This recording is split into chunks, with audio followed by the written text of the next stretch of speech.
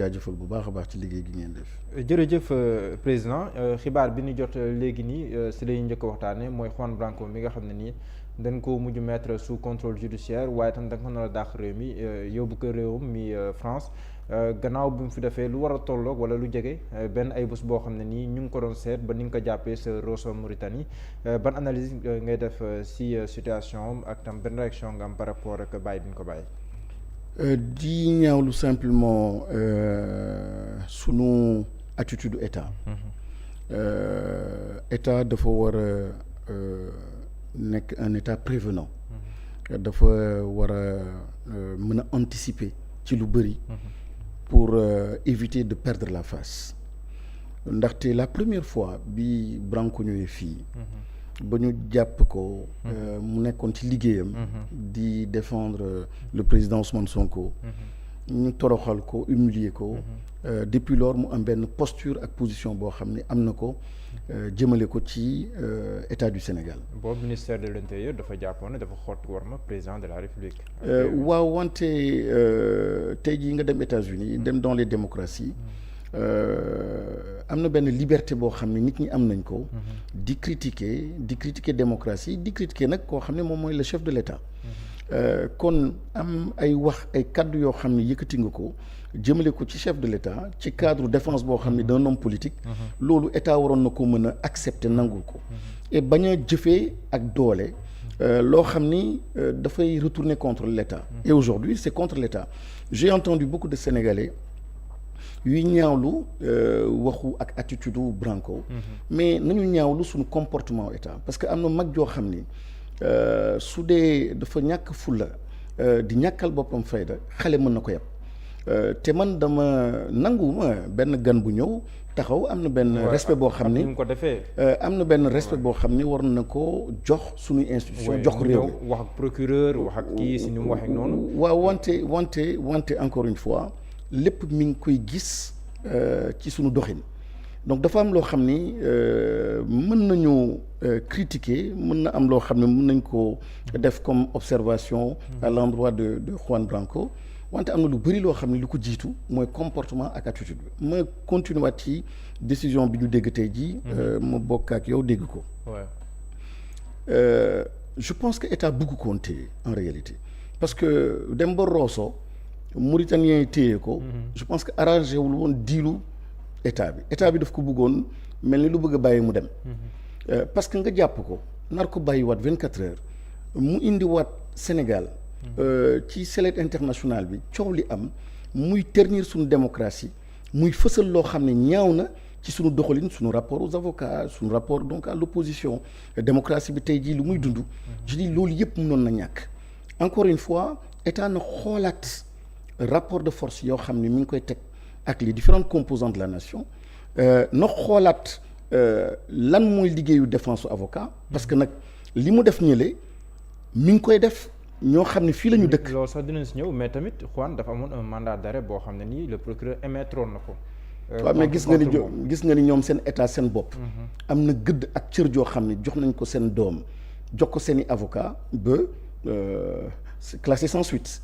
donc état signalement bi pari defoon classé sans suite donc parce que xam nañ ni ça ne repose sur rien du tout barreau bi tamit du français démb ak bërki démb gis nga li ñu wax mooy nii dafa am les droits de la défense dañu sacré ak un avocat aussi liggéey bu ñu def dafa am benn sacralité donc soo ñëwee fii say propre avocat joxoo leen gëdd ak cër en réalité lii am nii ci Branco nañ ko bañ a weexal nañ ko bañ a def une affaire donc d'un étranger et cetera nañu xool simplement la profession ñii nekk avocat fii di liggéey bi ils ont exactement les mêmes problèmes avec l'État du Sénégal même bi ñu bëggee seeti Sonko même suñu bëggee seeti seen droit am respecté wuñu ko jox ñu leen gëdd bi jox ñu leen cër bi donc yooyu lii moom la mettre en exergue donc je ne veux pas qu'on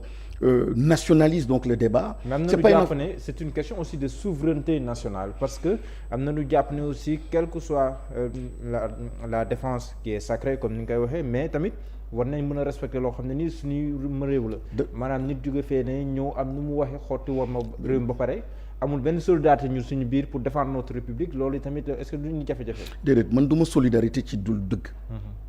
tey jii nga am benn gan boo xam ne dafa ñëw fii ci réew mi. mu am benn attitude boo xam ni teg nañ ko am yenn lu ñaaw loo xam ne teg nañ ko mu am benn réaction ñu ne ni non dama war a solidariser wu avec l'État kooku du ma ko def par contre solidarité moom mooy solidarité ci kaw dëgg ak su ñaawee tamit solidarité indi la nga wax ni lii ñaaw na lii du dëgg or sunu état wax ji mooy attitude am ak comportement am moom moo nekk di fës Sénégal yi seen bopp di ko gis opposition gis ko étranger di ko gis l'international di ko gis et très bientôt au sein même de sa propre coalition dinañu gis ni en réalité am na benn comportement ak benn attitude boo xam ni qui n'est pas du tout régalien et moom moo indi problème bi yëpp. donc bëgguma parce que j'entends certains mettre en avant une question de souveraineté. Ouais. mais moi j'exige de mon État. J'exige de mes institutions plus de dignité et plus d'élégance républicaine am na loo xam ne suñ ko amee quand on parle d'état fort c'est pas la force de t'amener en prison c'est pas la force de répression la force de répression c'est pas la violence mais un état fort c'est un état qui se fait respecter d'abord qui est un état de droit amul kenn koo xam ni féete na kaw droit donc quand on le voit forcément les citoyens ñoom ñooy les premiers donc à donner du crédit et du respect à l'État mais naturellement gan bu ñëw gis ñun suñu bopp jox nañu cër suñu État je pense qu'en ce moment tout le monde va s'arranger pour dire que c'est un État de droit. Mais quand on voit dans les rues on voit dans l'opposition on voit dans toutes les composantes de cette nation-là ay wax yoo xam ni yaa ngi koy jëmale ci État bi ci ay attitudes am ay décisions yoo xam ni rafetul justul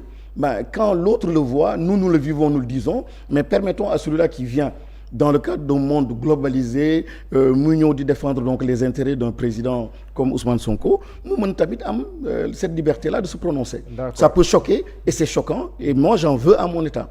Il y a un des avocats de Ousmane Sonko boo xam ne nii tamit c'est dans cette affaire-là moom fu mu toll nii aussi ñu ngi koy mi ngi woon en garde à vue ay mbokk avocat am ñu ngi taxaw ne ñu ngi ko jàppee tegul ci yoon parce que waroon nañ au moins yëgal le bâtonnier ngir mu xam war a joxe aviam waaye loolu yi dafa mel ni dañ koo paraxee loolu yi tamit ban jàng la ci def ndax tamit avocat protection bi nga xam ne am na ko entre guillemets rek war na koo mën a may tamit bu situation mel ni taxawee pour ñu jàpp ko war a mën di indi jafe-jafe. xam nga lii yëpp c'est de la théâtralisation et ce qui moom lay expliquer sànq lii day tax ñu yàpp suñu état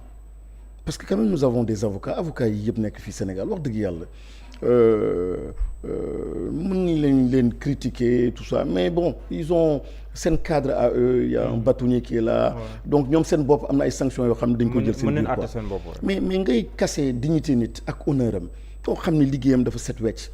bon su dee sax am na loo xam ne yaa ngi koy xalaat ci moom yaa ngi ko bëgg a téye wala wax ak moom bul casser lii jël garde à vue et cetera il y a une théâtralisation et en réalité ça rime simplement idée bi nekk ci derrière mooy intimider c'est régner par la terreur c'est faire peur aux gens et ça c'est pas bien aujourd'hui avocats yi seen bopp ak li ñuy dund nii mais attendez-vous aussi à une réaction boo xam ne xëy na qui peut être disproportionnée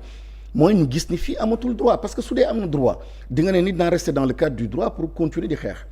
mais soo gisee ni yow dañu la génne ci champ au droit indi la ci champ wu jaay doole répression bëgg intimider ku nekk tamit sa dignité nga am donc quand il va falloir résister tel que constitution bi may ñu ko di nga résister pour ne ni lii du ma ko nangu parce que yoon mayu la ko ainsi de suite et je pense que un pays encore une fois kilifa et quand je parle de kilifa je parle donc de l'État du Sénégal dafay am grandeur dafay am hauteur dafay am respect pour ses citoyens. mais jàpp ne bokk nañu koy toppee recel de malfaiteur. mooy ko xam nga on peut faire dire. mooy def ko te ñaawteef la yow ba jàppale ko si. d'accord on peut faire dire au droit tout ce que l'on veut. mais je pense très sincèrement dans cette affaire-là benn pool d'avocats yu bokk di défendrondoo quelqu'un su dee am na kenn koo xam ni ci biir muy Juan Branco. am loo xam ni gêné na la am na loo xam ni yaa ngi ko koy toppee bu mu tax quand même nga am benn comportement boo xam ni c'est toute la profession moom ngay saaga moom ngay tuumaal un honorable avocat nga jël ko teg ko lii casser dignité am ak honorabilité am et ensuite image bi ngay wone moom moo rafetul donc c'est une théâtralisation certainement pour intimider les avocats de la défense mu nekk moom ñu téye ak ñeneen ñoo xam ne xëy na téye ñu leen mais bon on est en train de leur dire attendez-vous à ce qu'on vienne vous chercher. même mais Ciré Clédor sax mosoon na si alerte. mais franchement il y a un recul extraordinaire médecins yi léegi dañ leen di téye léegi dañuy téye avocats yi léegi dañuy téye enseignants dañuy téye tout le monde le Sénégal n'a jamais atteint ce niveau d'excès je pense que dañu war a waxtaan. am na ñuy pointer du doigt une certaine opposition aussi ñu ne ñoom ñooy opposé woo noo xam ne Sénégal mës a àgg foofu moo tax ñu àgg ak ñoom foo xam ne nii mës ñu fa àgg ak kenn. loolu tamit est-ce que tamit. opposition lenn si opposition warul def mea culpa. non war nañu mën a waxee neneen c'est-à-dire on peut dire peut-être que le niveau de résistance de l'opposition n'a jamais atteint ce niveau. Mais quand on parle de niveau de résistance naturellement c'est parce que am na oppression boo xam ni teg nañu ko Sénégalais yi teg nañu ko classe politique opposition boo xam ni musuñu ko atteindre et naturellement ça va de pair il faut résister à la hauteur de l'oppression de la terreur des pressions qui sont exercées sur cette classe politique-là de l'opposition et ça c'est un droit consacré les droits de l'homme notre constitution je crois que ci droits de l'homme yi c'est peut-être l'article même 2 on dit parmi les droits consacrés c'est le droit de résistance à l'oppression c'est pour dire simplement fi mu toll en fait ci droit de l'homme ak posture ak position importance su résistance fi mu toll ci premier ou deuxième article la bokk mooy cette résistance sur le droit là à la résistance face à l'oppression donc c'est quand même un droit assez important un droit sacré et dans toutes les nations rawatina fii Sénégal donc mais le droit à la résistance fii dafa dem ba mel ni yenn saay day am benn confusion doo xam ne